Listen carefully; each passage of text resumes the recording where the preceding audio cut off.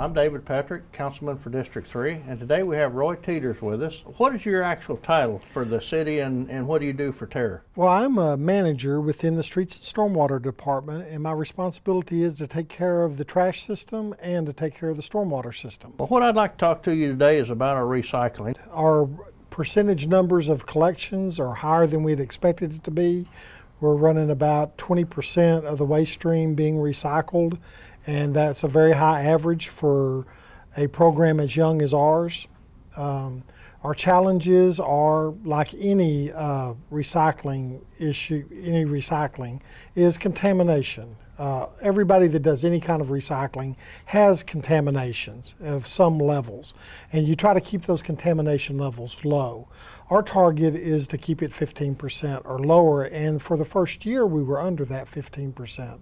The numbers have creeped up a little bit, and so now we're trying to find information of where that increase is coming from so that we can get our numbers back down. It's really important not to contaminate your recycling bin with bulky waste, with trash. Let's you and I go over some of the acceptable things that you can put into your recycle bin.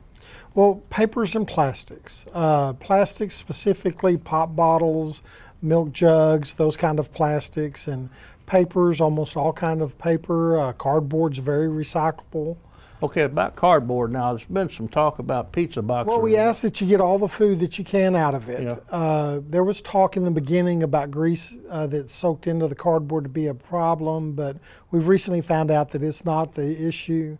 The issue is the other contaminants, possibly the cheese or the pepperonis that get stuck to the top of the box. And we'd ask that you scrape that off, because really what we're looking for is the container. Yeah. Not the ingredients inside the container, just the container itself. Now, not all plastics are acceptable recycle. If it's in a bottle form, like water bottles and pop bottles and that sort of thing, that is the acceptable plastic. Pretty much, yes, sir. But the plastic like bags? The one-use plastic bag that you get from the grocery store and the other retail establishments are not good for our recycling program. And generally speaking, they're not good for the environment. There are some countries around the world that have outlawed the use of those thin plastic bags. They just cause all kinds of environmental problems. Okay, let's talk about some other things acceptable. Canned good, cans? Cans. Beer bottles, pop bottles, glass bottles? Yes, sir, all of that. Any kind of glass bottle or jar? Pretty much all glass. Okay. We're recycling at this time. And cans, metal cans, aluminum cans? Tin cans.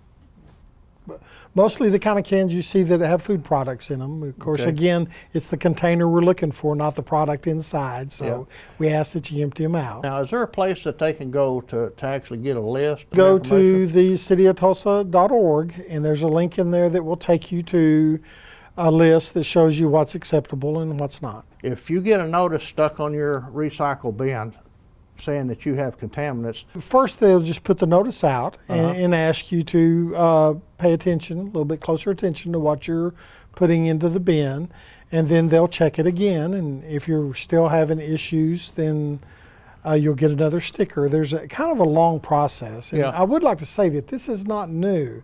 We've been doing this kind of field investigation to gather information since the very first day we started. It just seemed to have gotten some media attention recently, and we're doing a little bit closer look into certain neighborhoods that have high contamination.